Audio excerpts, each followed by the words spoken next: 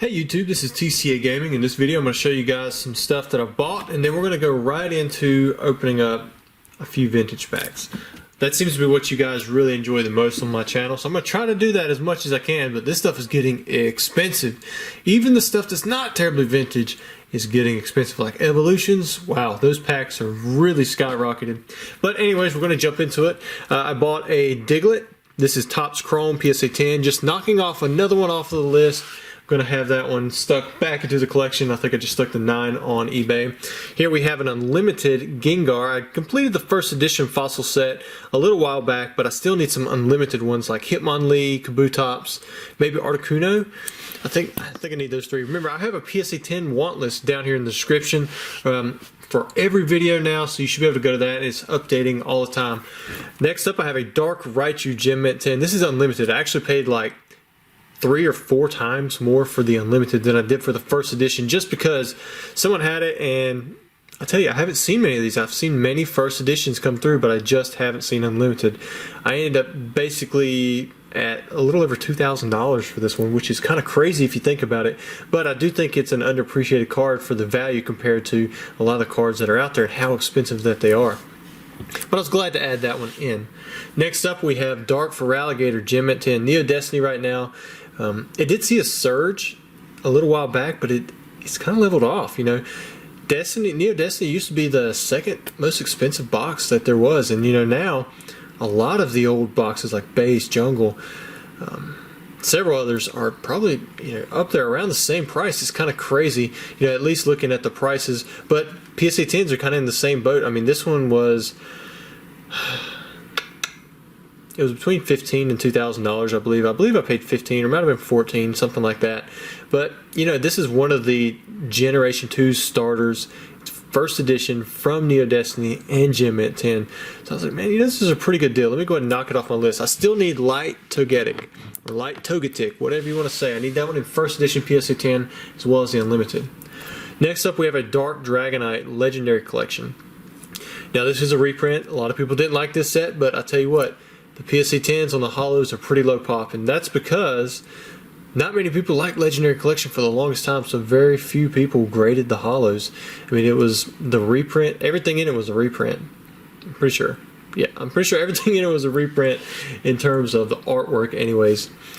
But because of that, some of them are really low pop. Like the Dark Raichu, I think from the Legendary Collection, I ended up paying like $4,000. Yeah, it was like $4,000 or something like that for. I still need the Charizard. If anyone has the Charizard, just the holographic from Legendary Collection in Gem Mint 10, I think my last offer price was $25,000. But you know, if you have one and you think it's worth more than that, we can look at price and possibly go from there. I think the last one sold for like 12 or 15 or 10, or it was some, not even close to 25,000, and a lot of Legendary Collection stuff hasn't moved, but I'm willing to say that the Charizard has.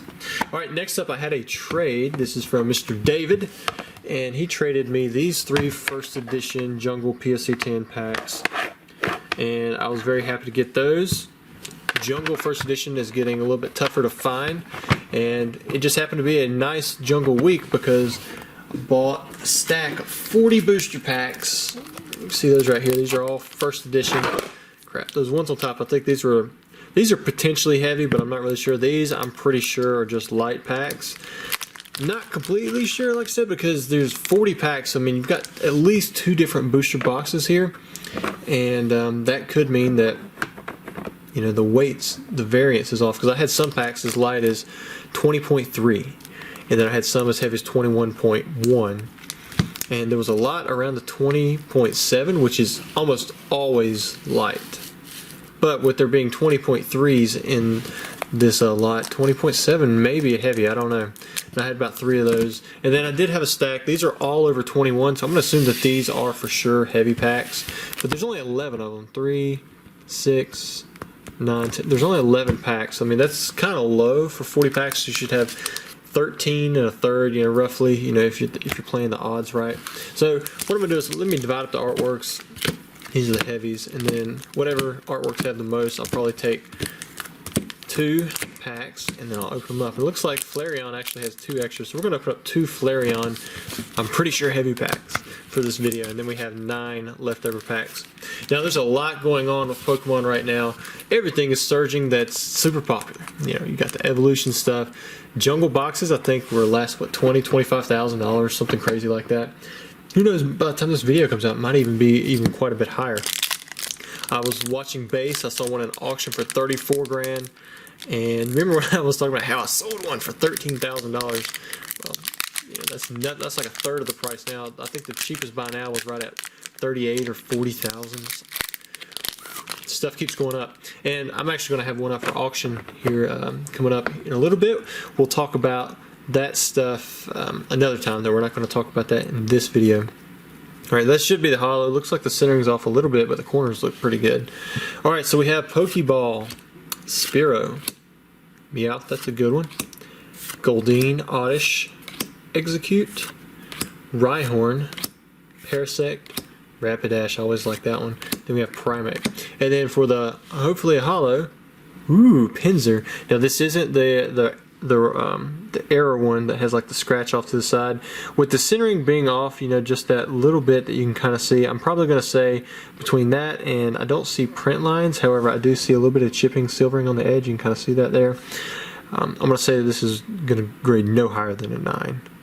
I would almost say probably an 8, which is kind of unfortunate, but you know, it happens. And then I'm going to open up one more heavy pack, or hopefully hopeful heavy pack. I think the cards that I still need for my personal collection, which like I said, you can see this kind of stuff down there in the description.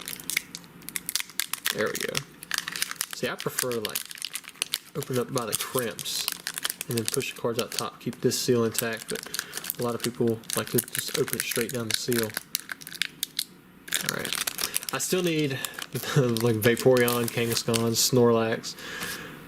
Pinsir was one of them, but I just recently picked one up, and then maybe Clefable. I think those are 4. Probably, you know, the hardest 4. Now this looks to be slightly different print. You can kind of see how the sheen's different on the commons. So maybe, yeah, look at that. That's actually got really good centering. I'm betting that one's not going to be the same type print run as that. So it could potentially be a Pinsir as well.